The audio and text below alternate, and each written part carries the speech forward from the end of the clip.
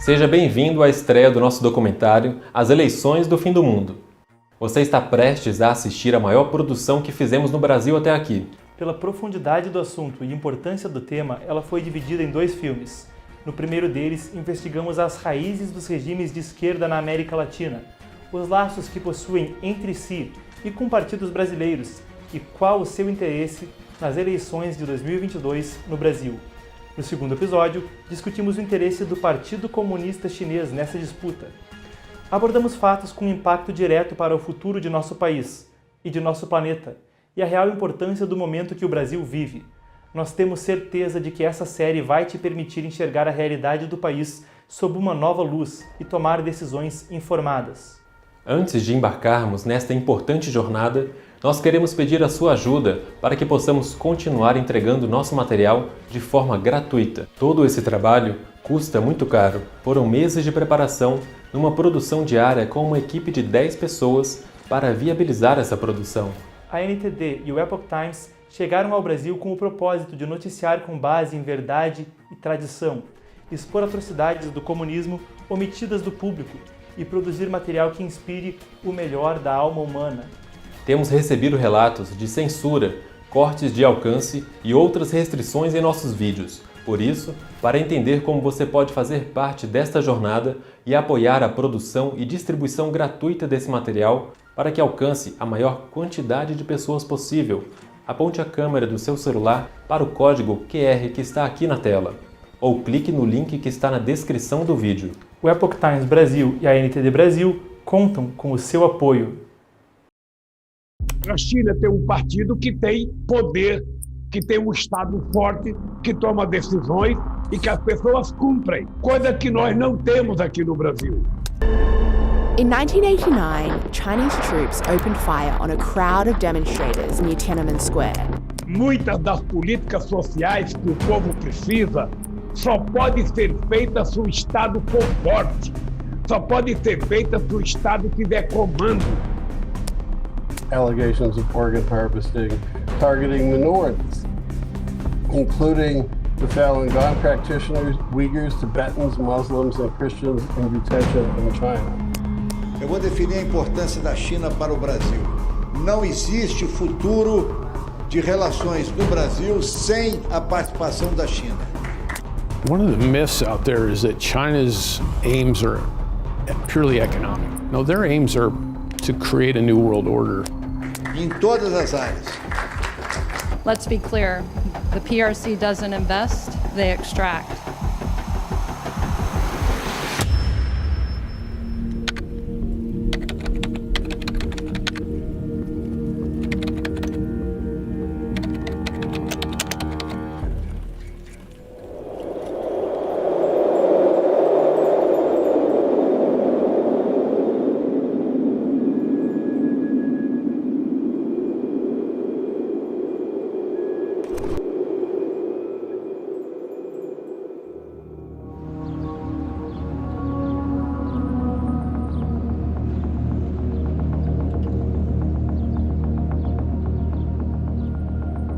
Eu acho que nós temos potências como a Rússia e a China que estão interferindo, por exemplo, na Venezuela, na Argentina. Well, I think the CCP understands that if they control Brazil, they control a lot of Latin America.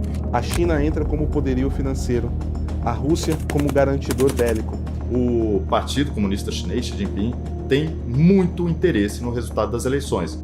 Ao estudar interesse estrangeiro na disputa desse ano e a ação do Foro de São Paulo, algo saltava aos olhos nas falas de várias fontes. A China, por exemplo, descaradamente, há pouco tempo atrás, teve uma reunião com o partido do Foro de São Paulo por causa das eleições brasileiras. A presença de laços de longa data e muitos ainda ativos entre membros do Foro e o Partido Comunista Chinês. Era algo que convidava a uma nova investigação, sem a qual não parecia possível entender o interesse estrangeiro na disputa eleitoral. O autor José Carlos Sepúlveda me apontou um encontro promovido entre o Foro de São Paulo e o Partido Comunista Chinês. Nele, o oficial chinês Sun Yanfang fazia menções abertas sobre esperar que muito em breve o Brasil fosse governado por forças de esquerda e que nisso houvesse mais oportunidades de cooperação entre seu partido y el Foro. En mayo de este año y octubre se celebrará en Colombia y Brasil elecciones presidenciales y las encuestas están muy favorables para los candidatos de fuerzas progresistas. Espero mucho que Colombia y Brasil podría ser dentro de poco países gobernados por fuerzas políticas progresistas y de izquierda. Entonces las principales economías de América Latina serán gobernadas por fuerzas de izquierda. Entonces, en el futuro tendremos mayores espacios para la cooperación entre China, el Partido Comunista de China y Foro de São Paulo. Gracias. A fala de Sun foi em resposta a um membro do Partido dos Trabalhadores, que integrava a reunião, Mônica Valente, a secretária executiva do Foro de São Paulo. Sun Yanfang foi descrito como subdiretor dos Institutos das Relações Internacionais Contemporâneas da China, ou CICIR, na abreviação em inglês. O que chama a atenção: esse órgão lida com pesquisas estratégicas internacionais, mas não responde às relações exteriores da China. Ao invés, é filiado ao Ministério de Segurança de Estado, responsável por inteligência e espionagem no exterior, repressão e mais. A pasta ostenta uma foice e um martelo em sua insígnia. Mais que isso, o próprio CICIR já foi dito uma agência de inteligência e é supervisionado pelo Comitê Central do Partido Comunista, que inclui a liderança do PCC. A própria vice-ministra do Partido Comunista Chinês, Shan Beili, também estava na reunião com o Foro, indicando que não seria algo de pouca importância.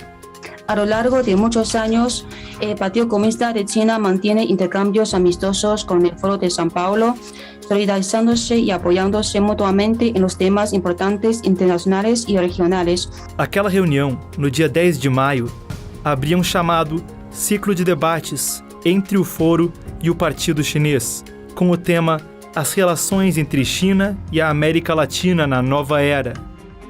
Essa rodada de reuniões entre as duas entidades se estendeu por uma série de encontros, por meses antes das eleições, com mais membros de alto escalão do PCC. Senhor Sepúlveda, uma das questões quando a gente fala de interesse estrangeiro nas eleições brasileiras é uma presença muito grande do Partido Comunista Chinês na América Latina e meses antes das eleições houve, como o senhor mesmo colocou, reuniões entre o Foro de São Paulo e o Partido Comunista Chinês. Então, que interesse vem por parte da ditadura comunista chinesa para as eleições do Brasil e o que significam essas articulações entre o Foro, partidos do Foro, com o Partido Comunista Chinês? Hoje, quando se fala de China, muita gente quer esquecer que a China é um país comunista. A China é um país comunista, dirigido pelo Partido Comunista Chinês e que domina completamente o Estado. So the Chinese Communist Party has declared a people's war on the United States. And as part of this, they're talking about the idea of surround the cities with the countryside. Now, under Maoist thought, under Mao Zedong, keep in mind if you're a Chinese Communist Party member, which you'd have to be if you're in the party or a business leader or any kind of position of prominence, you will have to study this kind of doctrine regularly, like on a regular basis. Muita gente fala da China, não, a China não é mais comunista. Mas como não é comunista? É um partido comunista com toda a estrutura do Partido Comunista, descendentes ideológicos de Mao Tse-tung, de toda a Revolução Chinesa, mas as pessoas parecem que esquecerem isso. What Mao Zedong did was realize they couldn't immediately take the cities. And so they decided to surround the cities by taking the countryside. You cut off the cities, imagine like a castle siege essentially. You cut them off gradually and basically the whole country falls under their control except for the major, city points. That was one of Mao's strategies. When applied to geopolitics, when applied like globally, what that means, if the Chinese Communist Party has declared a people's war against the United States, that means taking over the countrysides of the world, so to speak, surrounding the United States and isolating the United States. That means taking, for example, the BRICS countries, taking Africa, taking Latin America, taking Asia, moving in, taking Australia, taking Japan, taking Korea, taking Europe, taking Canada, and then finally the US is fully isolated. It's a tier system where they want to take it step by step, and that's what they mean by that. 像巴西和拉丁美洲等等国家呢，因为它在地理上呢和美国是比较靠近的，历来呢它被中共视为是就是实施包围、削弱美国、遏制美国影响力的一个重要的地带，因此呢，对他们进行了持续数十年的这种渗透、影响和拉拢。 Bom, Rafael, você tem toda essa experiência morando na China, trabalhando em empresas controladas pelo Partido Comunista Chinês. Então, com os dados que a gente tem do foro, como é que a gente pode entender essa articulação e o interesse chinês nessas eleições no Brasil? Certamente o Partido Comunista Chinês tem interesse nas eleições de 2022, mais do que tinha em 2018. Em 2018 eu não ouvi falar não, Marcos, eu estava lá dentro. Eu estava dentro da estrutura do Partido Comunista Chinês, dentro da comunicação do partido. E lá essas informações circulavam. Por quê? Ora, veja só, 70% das pessoas que trabalham na mídia estatal chinesa são filiados ao Partido Comunista. De uma forma ou de outra, eu consegui informantes que me passavam essas informações. E era bastante claro, já naquele período, que eles não estavam interessados na eleição de Jair Bolsonaro. Eles tinham preferência por outro candidato. Como naquela época eles não acreditavam na possibilidade de Haddad vencer as eleições, depois que Lula continuou preso, eles passaram a investir em Ciro Gomes, que eles achavam que era o mais próximo do que eles almejavam para um governo no Brasil. Dessa vez, não, Lula está concorrendo com Alckmin, o que é uma coisa muito estranha, que se associou ao Partido Socialista Brasileiro, e agora o Partido Comunista Chinês, Xi Jinping, tem muito interesse no resultado das eleições, né? Porque o Brasil é um dos maiores fornecedores de matéria-prima para a China e, lembrando, novamente, é um país estratégico para qualquer grande país do mundo. Logo, os chineses foram procurar o Foro de São Paulo porque eles veem que é a força mais atuante nesse momento. Under the Soviet Union, they had the Communist International. Under the current system, they have globalism.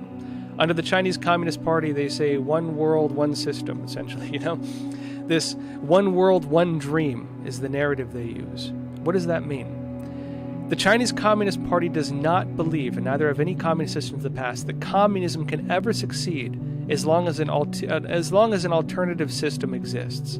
The CCP can only survive if the free world dies.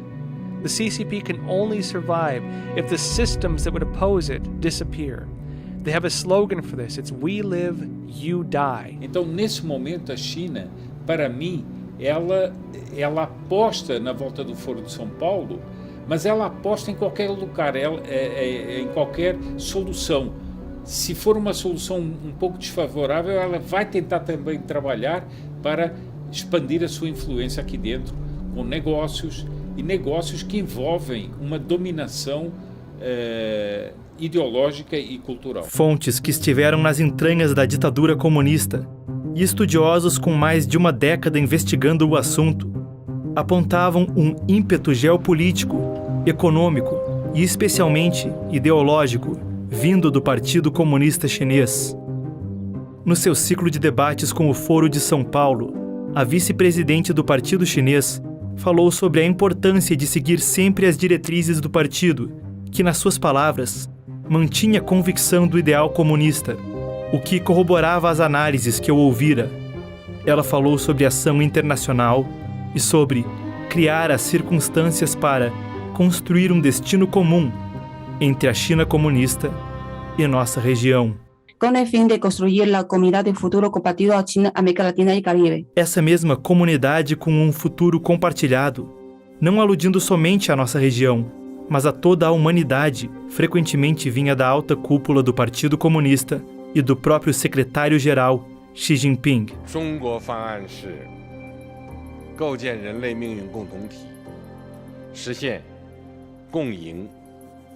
Havia muito a ser respondido.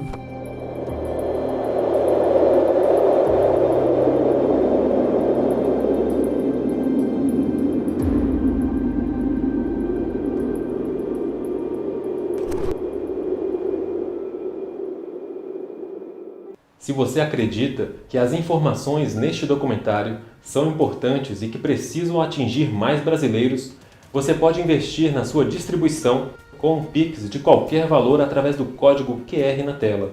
Todo o dinheiro doado até o dia 30 de outubro será reinvestido na distribuição do vídeo. Após essa data, será destinado a novas produções da NTD e do Epoch Times no Brasil. Muito obrigado e contamos com seu apoio. A estratégia maoísta de tomar a cidade a partir do campo, aplicada ao mundo, como havia sido descrita, encontrava referência mesmo em documentos oficiais do partido. O Marechal Lin Biao, um dos principais líderes militares da história chinesa, escreveu explicitamente que a causa revolucionária dependia de assumir a América Latina, a Ásia e a África, através dessa estratégia para estrangular a América do Norte e a Europa Ocidental. Nas suas palavras, os países socialistas devem ter como seu dever internacional apoiar as lutas revolucionárias nesses 3 continentes. O que salta aos olhos, junto disso, é a atuação comercial chinesa, em especial nessas regiões, incluindo a América Latina e o Brasil. Dr. Ellis, thank you so much for taking the time. Obviously, you had a lot of experience working with China and Latin America in the State Department under President Trump. How deep is China in the continent?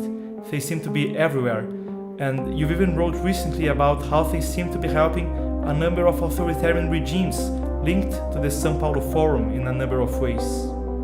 For example, in the case of Venezuela, again, when Hugo Chavez was looking to go down that route, when he was pushing out the private sector, when he was taking control of institutions, when he was reforming or putting his own people in judicial, when he was changing the constitution, etc. The Chinese were very active in loaning a total of about $64 billion. Now, they weren't actively, promoting a communist coup, but what they're indirectly doing was they were giving a checkbook whereby which Hugo Chavez and later Nicolas Maduro did not have to worry about the Western response as long as they got paid. And then later, of course, the Chinese began to do other things for China's own economic benefit. A China tem fator determinante em Cuba e na Venezuela. No começo dos anos 10, a China começa a resgatar financeiramente Cuba e também começa a pulverizar muito investimento em vários países que outrora foram comandados pelo Foro de São Paulo. A China está começando a atuar cada vez mais no campo do agronegócio. Eles estão comprando entrepostos, eles estão comprando cadeias de produção, eles tentaram. Esse é um alerta que eu fiz várias vezes a líderes do agronegócio, que a ideia de compra de terras por estrangeiros poderia parecer muito bonito num primeiro momento, mas as pessoas não percebem que quem está mais interessado nisso é a China, para quebrar inclusive os mecanismos econômicos do agronegócio brasileiro, porque eles têm muito interesse em muitas commodities agrícolas no Brasil. Isso é só para dar um exemplo. E a China hoje, por exemplo, já possui grande parte do setor elétrico do estado de São Paulo. Não é maioria, obviamente, mas uma parte da energia elétrica do estado de São Paulo hoje já está na mão do Partido Comunista Chinês. O centro de distribuição de grãos do Porto de Santos hoje foi privatizado por uma empresa chinesa. No estado de São Paulo, o governador João Dória, em 2019, anunciou a construção de uma fábrica da Huawei, com investimentos ali na faixa de 800 milhões de reais, ou mais do que isso. Ficou por isso mesmo, não tem a fábrica, o governador nunca mais tocou no assunto. Cruzando dados econômicos entre 2000 e 2019, a China substituiu os Estados Unidos como o maior parceiro comercial de 8 países na América do Sul. Ela passou de representar apenas 5% do comércio exterior brasileiro em 2002, e chegou a 31% em 2021, um salto histórico de participação. Desde a década de 60, mesmo os Estados Unidos, somente em poucos anos e em ocasiões pontuais, chegaram a ocupar uma participação tão expressiva. Em 2004, Lula, quando presidente, recebeu a visita de Hu Jintao, que na época era o líder do Partido Comunista Chinês, e reconheceu a China como economia de mercado, facilitando sua ampla atuação comercial no Brasil. O ex-presidente disse à época: o Brasil hoje deu uma demonstração de confiança, de que nossa relação estratégica é para valer, ao reconhecer a China como uma economia de mercado. Mostra uma relação objetiva, séria e prioritária. O Partido Comunista Chinês tinha o acordo como absoluta prioridade e, segundo oficiais presentes no evento de assinatura, veio ao Brasil somente para isso, negociando por mais de 20 horas. Desde então, não somente o comércio se expandiu. Só para você ter ideia, no primeiro ano que eu fui presidente, o fluxo de comércio entre Brasil e China era de apenas 6 bilhões de dólares. Quando eu saí em 2010, já era de 76 bilhões de dólares. Como setores estratégicos, gradualmente receberam cada vez mais atenção chinesa. A CPFL, que distribui energia para 4,6 milhões de consumidores em mais de 200 cidades no interior de São Paulo, foi adquirida pela State Grid, estatal chinesa. A concessão para um terminal do Porto de Santos, 90% da administradora do principal terminal do Porto de Paranaguá e outros ativos recentemente foram adquiridos por empresas ligadas ao Partido Comunista da China.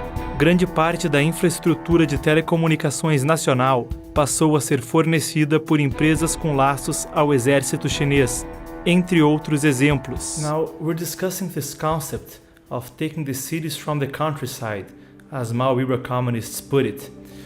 So we see this whole range of Chinese commercial ventures in Latin America, Brazil, and beyond. How can we understand this in light of CCP ideology and what risks could be involved? Think of like rare earth minerals, think of energy, think of these types of assets. Well, the Chinese Communist Party, as part of its One Belt, One Road initiative, makes deals where it gets access to those in all these key countries, and then uses those, takes over the GDP products sometimes of these countries, and then takes them over slowly, right? Like the Soviets would call a salami strategy, slice by slice. What the CCP would call a cabbage strategy, layer by layer. You take over one core area, and you expand it and expand it and expand it until you conquered the whole system. What do you mean Belt and Road Initiative? How would that play out? So, the Chinese Communist Party has a program called the One Belt, One Road Initiative. Through this program, they go to countries and they get them in debt traps. Countries become subjugated under the Chinese Communist Party through this program. Part of that program as well, if the Chinese Communist Party goes with, say, let's just say hypothetically $10 million to go and launch a project in Bolivia or another country, around $1 million of that is going to be strictly for bribes. They're going to pay off your politicians to sell you out. That's what they do. Now, after they go in, they make deals. They get countries to agree to, let's say, surrender a certain amount of natural resources in exchange for the construction of, let's say, some kind of facility. Maybe it's a power plant or a roads project or an airport or, many things like this, a port. Oftentimes, the Chinese Communist Party, as part of this, will maintain and manage it and even run it, meaning these are not local jobs, these are Chinese jobs. Two, it means that they sometimes even maintain long-term ownership of it. And they have a predatory debt system where it's very difficult for the countries to get out of it. They call this a debt trap. The country then financially loses it, and once they default on those debts, the CCP gains control of that whole industry. This has happened in many parts of the world. This is one of the ways they're doing it. I would argue a lot of the politicians know very well what they're getting into because they're being bribed to sell you out. But what you're doing is selling off your future. You are selling off the independence of your nation. In Sri Lanka, which is further down the road, where the Chinese Communist Party is already taking over a lot of the key industries, they came out and said something very interesting. They said, we're going to wake up one day and find ourselves a vassal state of the Chinese Communist Party. And that's what the end goal is. What does it mean to control a country? What does it mean to subjugate a country, to become a vassal state of another country? What does controlling and owning a country constitute? Well, you could say they can control them politically, which they do, through this type of control and leadership capture, they do. It is controlling their money, their finances, and gaining unfair profit from that, which they do.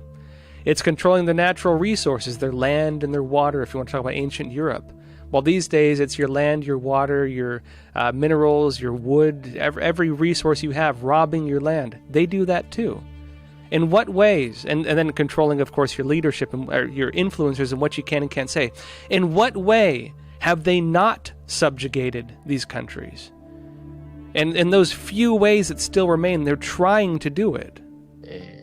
Para China, América Latina y Caribe es una región a la cual atribuimos siempre una gran importancia. Right now, when the Chinese only have about $160 billion in the region, only have about $300-something billion in trade, you can see the power, the people at all levels of government that just remain silent because of their fear that by offending China, somehow they're going to lose the economic deal. En los últimos años, estas relaciones se han fortalecido mucho.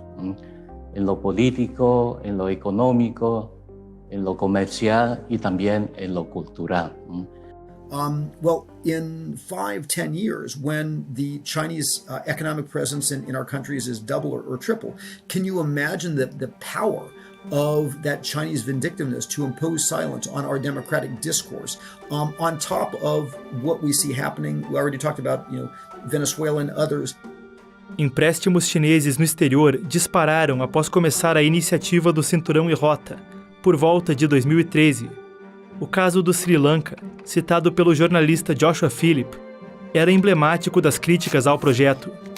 Depois de Pequim emprestar um valor bilionário para a construção de um porto nesse pequeno país insular, o governo local se viu incapaz de arcar com as dívidas.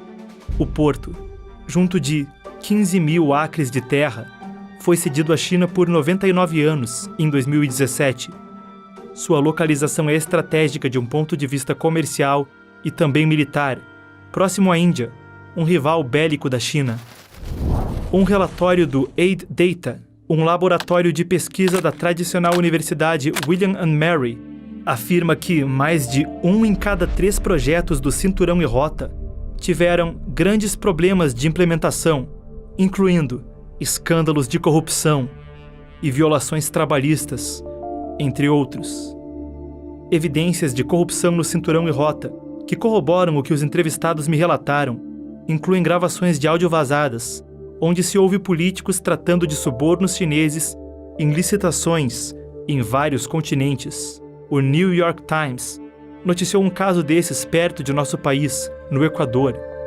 Uma discussão vazada ao público através do jornal O Globo e confirmada como verídica por oficiais da justiça equatoriana, mostra um executivo da Odebrecht conversando com o então controlador-geral do Equador, Carlos Politi. A conversa sugere possível corrupção com envolvimento da China. Já não só as empresas chinas, por todas partes. Sim. E me dijo que era uma obrigação porque os chinos já pagavam e tal. Dados oficiais apontam que até março de 2022, o Cinturão e Rota já contava com a adesão de 147 países, dos 195 comumente reconhecidos no planeta. Na América Latina, são, a partir desses dados, 20, com a recente entrada de Cuba e da Argentina, sob o socialista Alberto Fernandes na iniciativa. Apesar de casos que aludem a essa forma de agir no Brasil, esse é um projeto do qual o nosso país ainda não faz parte formalmente, mas, em agosto de 2021, em um evento online envolvendo o cônsul-geral da China em Recife e oficiais dos dois países, Jiang Dekun, uma autoridade regional da China, disse que sua cidade, Guangzhou, estava pronta para expandir a cooperação com Recife e outras cidades brasileiras, sob o Cinturão e Rota. O atual candidato a vice-governador de Alagoas, Ronaldo Lessa, estava no encontro. But probably because of symbolism, China will want to bring Brazil into Belt and Road. That's probably going to be an appeal for Lula, helping to send that message that Brazil wants China's money. But the problem is that, first of all, again, because of those debt issues, it's not clear what benefits that will provide, even if Brazil and probably Colombia with Petro as well and others now sign on. A escala dos empreendimentos chineses e desse tipo de diplomacia da dívida ia além em escopo somente do Cinturão e Rota. A China já é o maior credor do mundo, acima do Banco Mundial, do FMI ou de todos os governos credores da OCDE somados. Um estudo alemão aponta que dos 50 principais países em desenvolvimento que realizaram empréstimos da China, para todos, suas dívidas ao PCC excediam pelo menos 15% de seu PIB em 2017. Um outro relatório do laboratório Aid Data revisa contratos de empréstimo chineses e expõe que a forma como os documentos são estruturados dá à China a capacidade de influenciar as políticas dos países devedores, tanto nas relações exteriores quanto internamente. Segundo a pesquisa, isso fica provado nos próprios contratos. O Aid Data aponta ainda que empréstimos de agências governamentais chinesas ao Brasil chegaram a pelo menos 39 bilhões de dólares entre 2000 e 2017. Nessa estimativa, é o quarto país no mundo a mais receber esse tipo de empréstimo da China. Na América Latina, segundo dados do Diálogo Interamericano, a dívida brasileira a organizações diretamente controladas pelo Partido Comunista Chinês, de aproximadamente 30 bilhões de dólares, só é menor que a da Venezuela. Pelos dados do diálogo, que vão até 2021, foram 18,5 bilhões nos governos petistas, 11,2 bilhões sob Michel Temer e uma linha de crédito de 750 milhões no início do governo Bolsonaro, em 2019. They began exporting that program, but did it in a way that's predatory, meaning these are not legitimate construction projects. These are not legitimate things that are going to be handed over to the country. This is the CCP building Chinese assets in foreign countries, on your money, on your dime, at the sacrifice of your future, and at great cost, not only initially but in the long term. Pequim havia promovido uma expansão comercial no exterior. Entretanto, junto do crescimento dos laços comerciais entre a China e a América Latina, é explícito um modo predatório de operar, incluindo base para supor uma preferência chinesa por ambientes onde haja corrupção e pela tomada de indústrias estratégicas, incluindo telecomunicações e redes elétricas. Entre muitos exemplos disponíveis, os poucos citados aqui evidenciam não só isso, mas o risco de perda de soberania. Durante a expansão comercial chinesa, foram estabelecidas organizações em diversos países para coordenar objetivos estratégicos a nível de Estado. Esses fatores somados impõem implicações de longuíssimo prazo e uma presença chinesa que acompanha submissão, em maior ou menor grau, aos objetivos do PCC. No Brasil, durante o governo Lula, se estabeleceu a COSBAN, a Comissão Sino-Brasileira de Alto Nível de Concertação e Cooperação. Nela, os vice-presidentes dos países pontuam planos decenais. Isso foi estabelecido somente meses antes do reconhecimento da China como economia de mercado pelo Brasil. Esse tipo de manobra a nível de Estado corrobora a tese de dominação da cidade através do campo, inserida na doutrina geopolítica chinesa.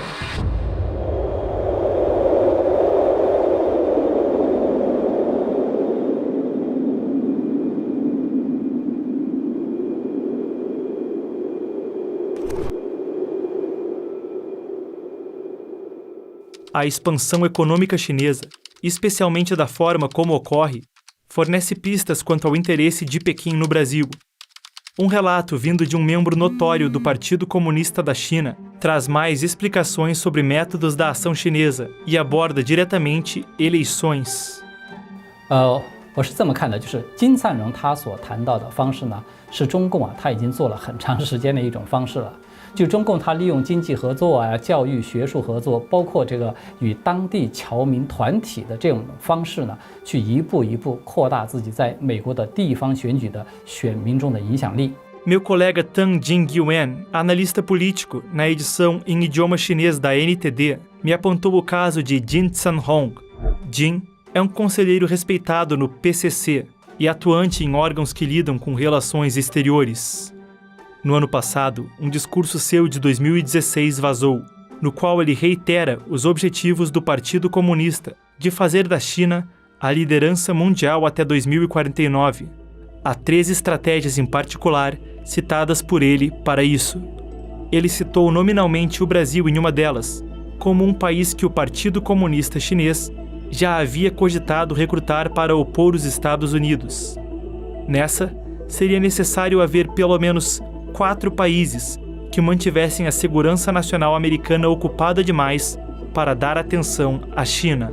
所以在中共的眼中呢，左翼政党呢，它是具有一种天然的疏远美国，甚至是反美国的倾向。这个就等于是中共的一个天然的友军。所以这样一个具有一定的经济、政治和军事实力的地区大国，如果说它在政治上反美，它当然将会大幅度的分散美国的注意力。就是说，它会减轻中共的压力，那么对中共在世界范围之内啊，去和美国争夺这种势力范围，它将起到一个很好的策应的作用。也就是说，这个是中共它一度比较重视巴西的原因了。就是中共的计划呢，它是想利用中巴两国都有这种左派的意识形态的政治纽带，还有呢都是新兴的经济体，可以有很多合作的经济纽带。再加上呢，都有潜在的想要改变当前世界秩序的这种需求和愿望的战略利益的纽带。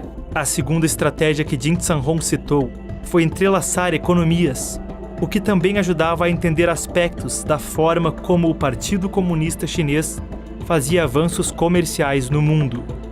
Jin apontou métodos como injetar dinheiro chinês na economia estrangeira e controlar seus mercados. Falando dos Estados Unidos, comentou que quanto mais entrelaçadas fossem as economias dos dois países, mais difícil se tornava para os americanos reagirem. Parecia muito razoável supor, com os dados disponíveis e já citados aqui, que isso poderia valer para outros países, incluindo o nosso. A terceira estratégia parte do campo econômico para a política. Zhanhong disse em sua fala que entrelaçar economias não era somente para tornar mais difícil a outros países reagir a avanços. O outro propósito seria influenciar sua política interna. Falando dos Estados Unidos, o conselheiro do PCC comentou que o partido busca garantir que cada distrito eleitoral da nação possua apoio de investimento chinês. Assim, o regime pode ter influência direta sobre políticos e influenciar a decisão de eleitores. A consequência é o controle do parlamento e outros domínios. Se o investimento chinês for decisivo sobre o futuro de uma região, então milhares de votos nela podem tender aos interesses do Partido Comunista Chinês. Nas palavras do próprio Jin, se você tem milhares de votos nas suas mãos, você é o pai do candidato. 他甚至会直接的推出自己的代理人，比如说推出一些商人、当地的一些侨领等等这些人物，或者是直接的去进行收买，或者是让他们来影响当地的政要。那么比如说在2020年的5月的时候，当时担任美国国务卿的蓬佩奥，他就曾经有公开的表示说，北京有一个智囊团曾经是发布了一份报告。那么这份报告呢，就对所有的50位的美国的州长，他们对中共的态度呢进行了一个评估。那么他把每个人都标上了友好、强硬或者是模棱两可等等这些标签，然后呢，他们再有针对性的去采取不同的措施来改变这些州长对中国的态度。I was reading up on Jin Zhanhong, and I talked about this with Mr. Tang in the Chinese language edition. One of the things here is that supposedly China would have lost interest or have less interest in Brazil, but we don't seem to see their interest or their influence declining in the region, or in Brazil specifically. The Chinese Communist Party basically thought it had Brazil in its pocket. Under, of course, Lula. Lula had very close ties with the Chinese Communist Party, as you all know. And of course, through, the Foro Sao Paulo, Brazil, working together with Cuba, really ran the whole communist bloc throughout Latin America. Brazil played a key role in the communist system that influences and controls the leftist parties throughout all of Latin America. Now, for the Chinese Communist Party, they will view any kind of presidential election as a very temporary thing. Their view is often 5-year plans, 10-year plans, and so on. And international politics will look, among totalitarian countries, will often look at countries that do have an election process as basically working on 4 to 8 year cycles. They can wait things out, they can do things in the meantime. 4 years, 8 years mean nothing to them. And 4 years, 8 years later, they can then institute new policies. And so the Chinese Communist Party has been working very quietly to gain deeper control of that region. They do not view Brazil as having fallen out of their control. An important part with this, in the CCP's war doctrine, their actual war doctrine, they talk about using Brazil as a country to fight against the United States. They say that they lost that as an option, but they wanted to turn Brazil into a country they could use in a war against the U.S. They talked about this.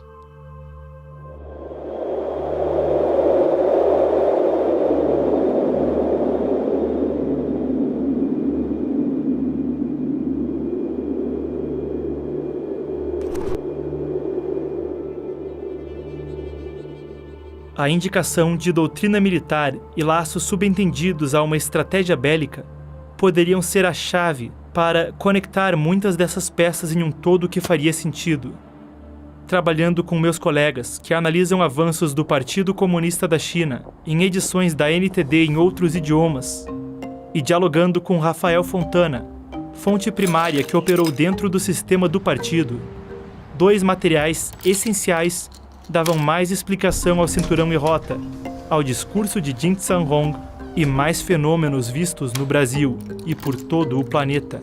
A literatura militar chinesa permite conectar essas ações em uma chamada guerra híbrida, que é descrita principalmente em 2 referências do Exército de Libertação Popular, ou ELP, que são as Forças Armadas da China.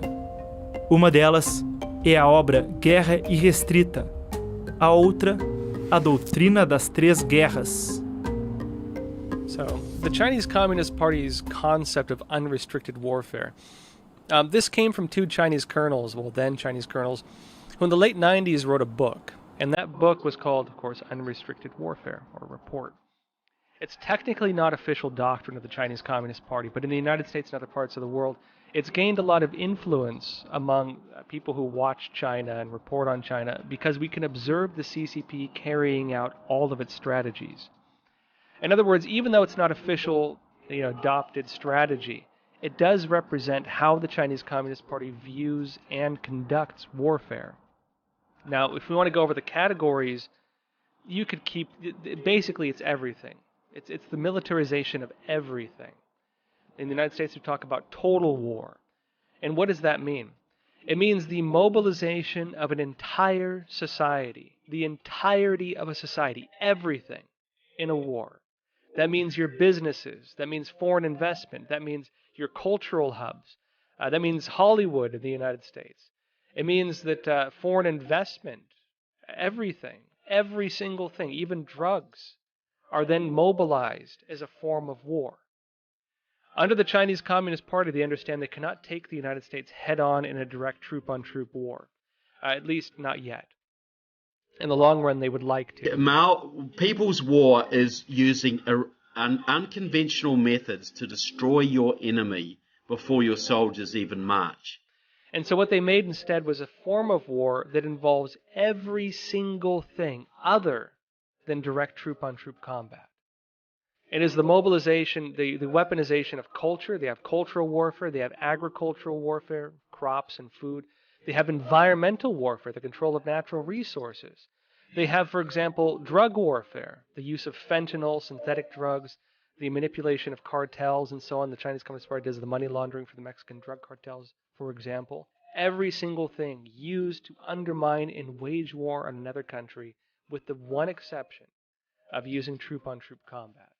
Apesar de os 2 coronéis que escreveram os documentos sobre guerra irrestrita haverem sido promovidos a generais posteriormente, e basicamente tudo o que é descrito na obra poder ser observado na atuação do Partido Comunista Chinês, guerra irrestrita não é, em termos oficiais, doutrina do exército chinês.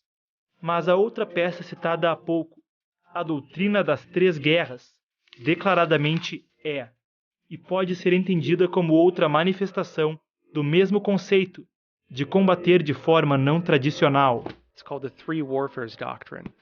That is psychological warfare, media warfare, and legal warfare.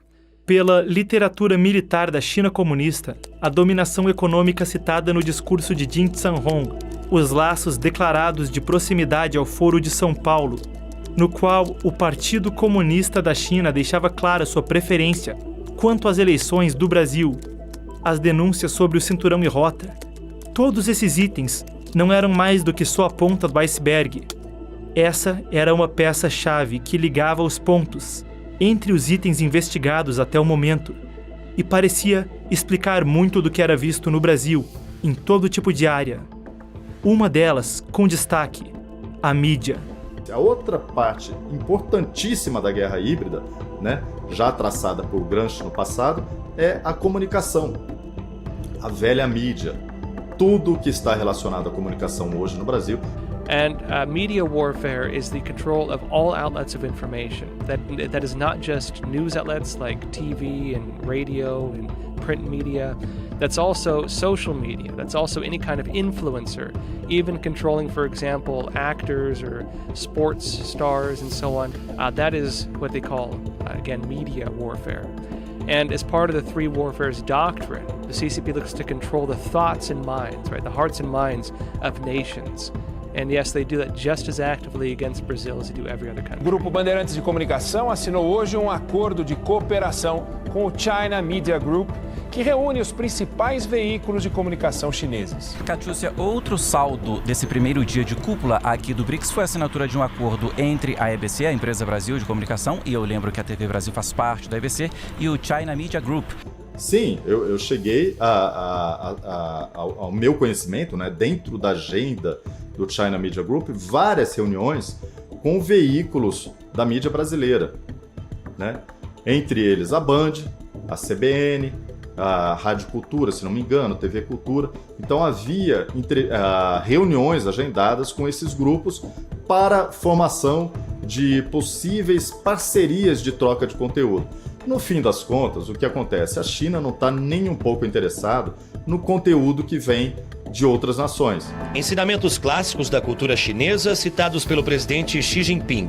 Este é o conteúdo de uma das novas produções que chegam ao Brasil por meio de um acordo entre o Grupo Bandeirantes e o Grupo de Mídia da China. Na verdade, a maioria do conteúdo do mundo livre é proibido na China. Então, parceria nenhuma. O que eles querem mesmo é colocar o conteúdo deles aqui. O China Media Group é o conglomerado estatal de comunicação da China comunista, que reúne os principais veículos de comunicação do país, incluindo CGTN e CCTV. A TV Cultura do Estado de São Paulo firmou um acordo em setembro de 2021 com a agência de notícias Xinhua, pertencente ao grupo. Em novembro de 2019, a estatal Empresa Brasil de Comunicação, o Grupo Globo e o Grupo Bandeirantes assinaram também acordos com o China Media Group. A lista de exemplos que verifiquei após ouvir Rafael Fontana é extensa. De acordo com o Wilson Center, relatórios apontam que o PCC gaste entre 7 e 10 bilhões de dólares por ano em propaganda para estrangeiros, envolvendo a compra de espaços publicitários e parcerias com mídias locais em diferentes países. Xi Jinping, o secretário-geral do Partido Comunista, disse em 2016: onde quer que os leitores estejam, onde quer que os espectadores estejam, é lá onde as reportagens de propaganda precisam estender seus tentáculos. O jornal China Daily, uma mídia da ditadura chinesa, possui sede nos Estados Unidos. Pela lei de lá, o jornal se enquadra como agente estrangeiro envolvido em atividade política ou relacionada à política, e por isso precisa expor à justiça atividades financeiras.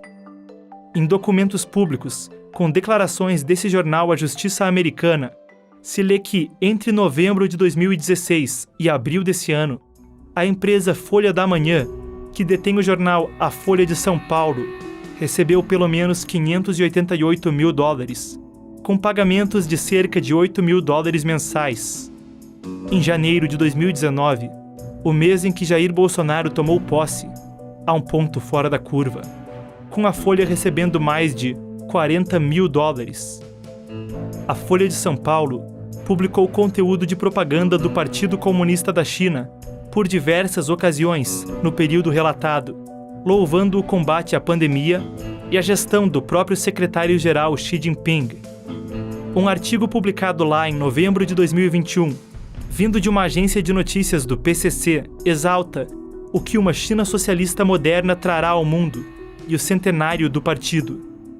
No jornal O Globo, no mesmo mês, um artigo da mesma agência louvava Xi Jinping como um grande líder. Além do acordo já citado entre a mídia chinesa e o Grupo Globo, segundo os documentos da Justiça americana, a editora Globo recebeu pelo menos $109 mil de organizações do Partido Comunista Chinês entre 2017 e 2018. Esses não são casos isolados, mas apenas uns poucos exemplos representativos que incluí nesse documentário. Outra manifestação alegada de guerra híbrida seria a cooptação de figuras de liderança, e não só da mídia e de veículos de comunicação, mas de oficiais na política e outras esferas da máquina pública. One of the key things the Chinese Communist Party is doing is they do what's called leadership capture. And the idea is this, that if you can control the leadership of a country, that means the voices of influence.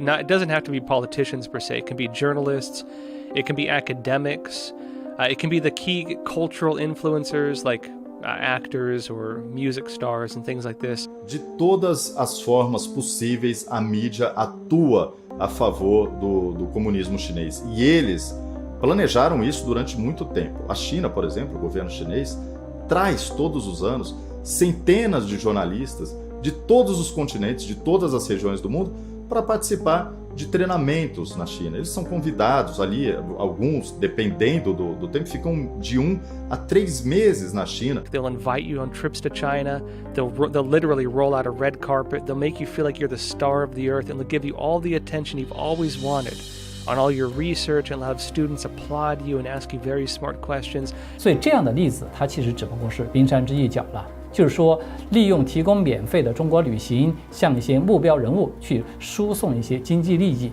甚至是进行性贿赂等等，它都是中共渗透、操控外国政要的主要的手段。When the CCP is able to control politicians, influencers in this way, it can then use them for various purposes. One of them would be, for example, to launch attacks internally within that country. If, for example, a politician were to come out and criticize the Chinese Communist Party, the CCP could mobilize its networks of influence and have all of them collectively criticize and go after the individual who is trying to cause trouble with the CCP.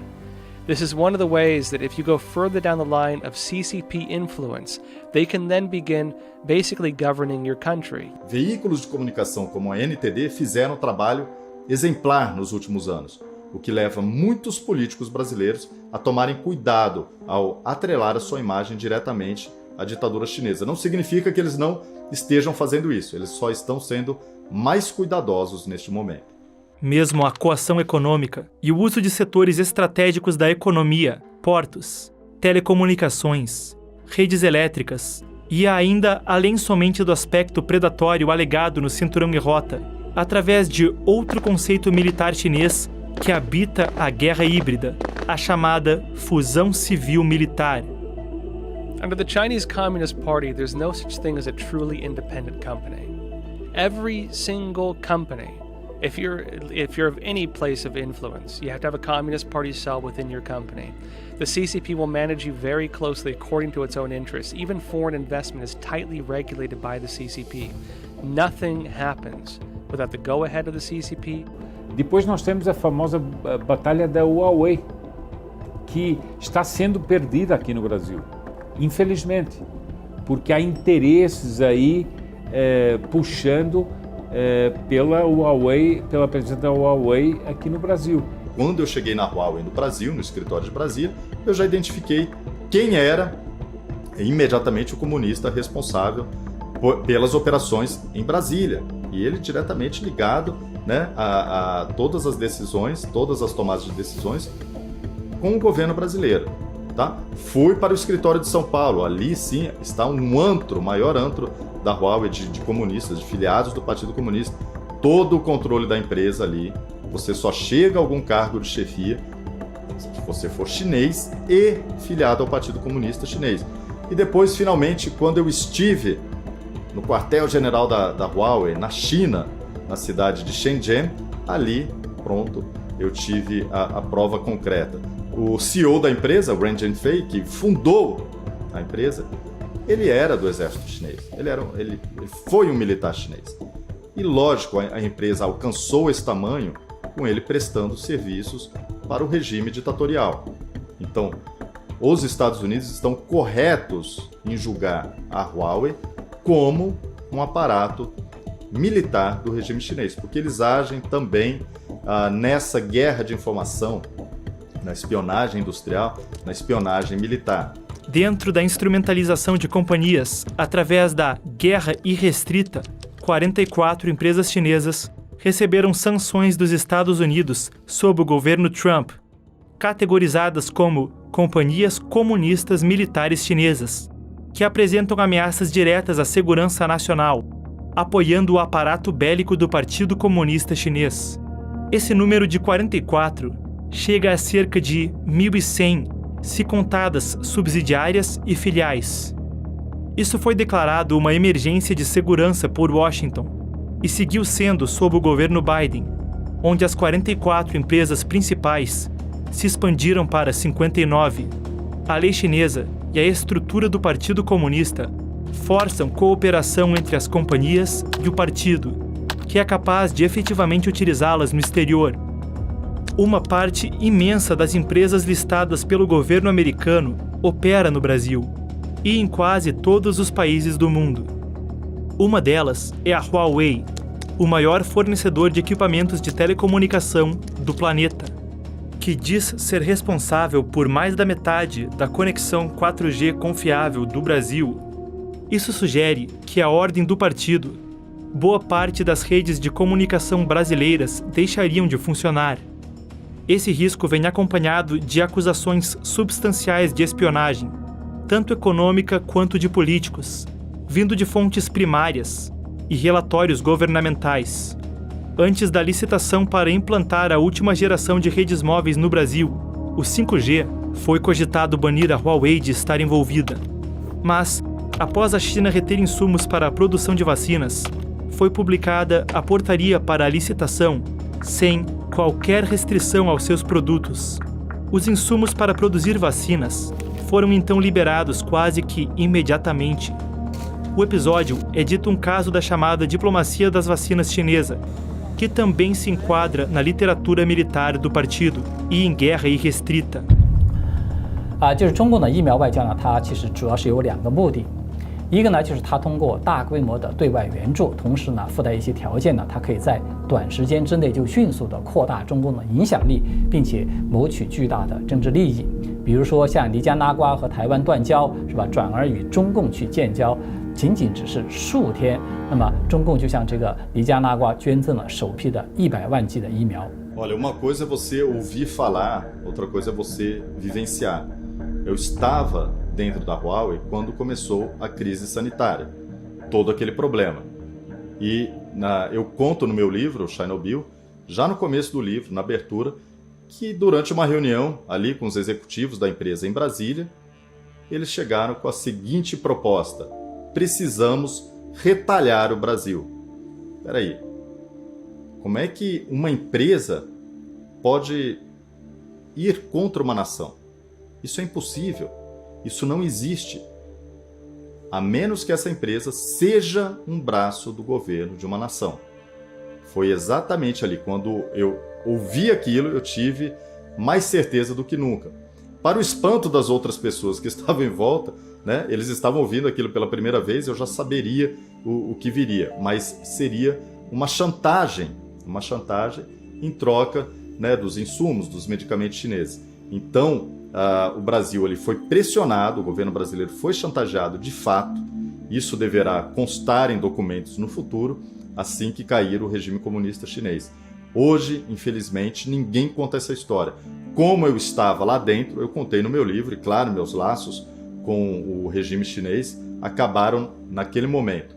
Mas eu pude ver, estar lá dentro, presenciar, testemunhar aconteceu isso de uma empresa chinesa se planejar para atacar o Brasil. Em dezembro de 2021, um executivo da Huawei disse ao jornal O Globo que a companhia mantinha contato com todas as firmas vencedoras do certame para as redes 5G, e anúncios da Huawei junto a operadoras telefônicas vieram já no início de 2022. O próprio ex-chanceler brasileiro, Ernesto Araújo, renunciou à liderança do Itamaraty após desgaste por aludir a um possível lobby a favor da China e da Huawei no Congresso Nacional, e por declarações sobre não vender a alma do Brasil à China, entre outras. Exemplos que já foram citados aqui ganham mais peso ao falar de guerra híbrida, incluindo a CPFL. O fato de ser controlada diretamente por uma estatal do Partido Comunista Chinês sugere que, ao comando de Pequim, grande parte do estado de São Paulo poderia ter problemas para obter energia elétrica. Os empréstimos bancários e a aquisição de outros setores estratégicos também parecem ainda mais alarmantes sob essa ótica. Essas alegações, das quais abundam denúncias, confissões de fontes primárias, documentos explícitos do Partido Comunista e mais indícios impossíveis de ignorar em qualquer investigação relevante, expõem uma ditadura autoritária de ideologia ostensivamente comunista, agindo em conluio não somente com partidos políticos que se mesclam a agentes criminosos no Foro de São Paulo, mas junto de empresários, think tanks, governos, ONGs e mais. Na esmagadora maioria das vezes, esses alvos estariam inconscientes das informações básicas a respeito dessa forma de atuar. As táticas seriam elaboradas em sua concepção e implacáveis em sua execução, travestindo uma chamada guerra irrestrita, sem fronteiras, sem limites, sem restrições morais de qualquer tipo, com a maquiagem da diplomacia e do corporativismo.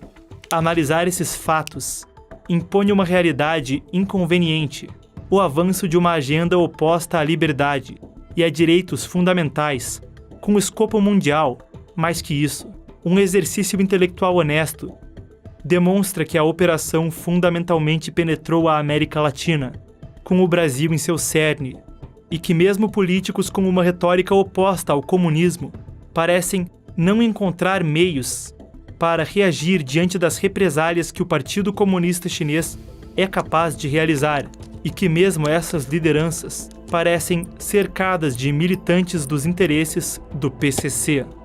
They did not try to hide their agenda with this. And the CCP has been very, very open with this agenda, but has not gotten nearly enough attention. Their goal for Brazil is the same goal they have for the United States, the same goal they have for Africa, the same goal for Europe. It is exporting the China model and subjugating them under this one world, one dream idea. 来强化一个中巴的关系，并且呢，去对这个巴西施加影响力。中共的目的呢，他是想把巴西拉进中共的那个朋友圈儿。所以呢，这个可以说是一种在国家层面的统战的手法。I'd say the people of Brazil are facing the same crisis that the people of the United States are facing. I mean, I know the history of Brazil. I know that. I mean, your history is longer, I think, than even the U.S. The history of Latin America, in terms of existing as countries. I mean, they created incredible societies throughout all of Latin America. When I was a kid, we knew that Brazil was one of the top rising economies. We were told that Brazil was going to become one of the global leaders in the world. Currently now we expect that to happen. Cuba used to be called, the Paris of the West. These countries that were thriving throughout Latin America, really beautiful, wonderful countries, that future has been robbed from them by these types of policies, by these communist systems. That future has been taken from them. That future is still there. But I'd say that just like the United States, where I myself, I live in New York, I'm watching the prosperity of my country die. I am watching crime on the streets like I never thought I'd see. And, for people in America, we never thought it would happen here. I never thought it would happen here. And really, the people of Brazil and the people of the United States, we're not so different right now. All of us are in a shared last battle. And this last battle is going to determine whether we live in freedom or whether we live under socialism. This is a battle between freedom and socialism, and you're going to have to choose which one of those two you want.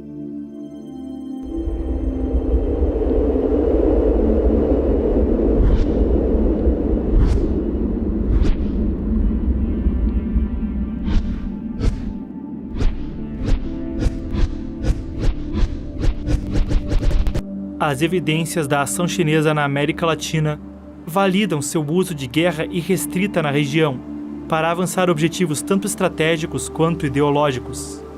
A ditadura comunista chinesa está profundamente dedicada à alteração do estado de coisas no planeta e possui meios de ação eficientes e maliciosos para cumprir sua agenda.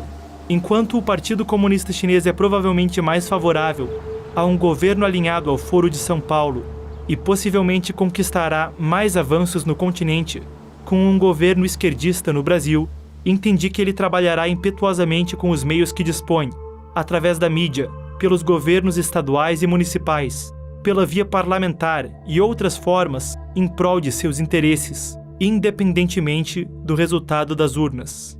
Isso porque o Brasil é de seu interesse por fins militares, geoestratégicos, financeiros e diplomáticos.